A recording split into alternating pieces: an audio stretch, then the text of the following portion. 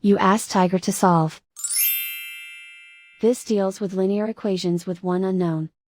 The final result is x equals 30. Let's solve it step by step. Simplify the expression. Break up the fraction. Find the greatest common factor of the numerator and denominator. Factor out and cancel the greatest common factor. Group all constants on the right side of the equation. Subtract 2 from both sides. Simplify the arithmetic.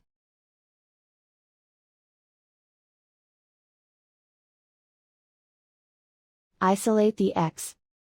Multiply both sides by 3.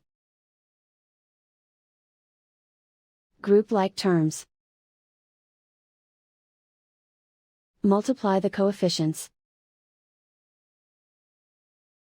Simplify the fraction. Simplify the arithmetic.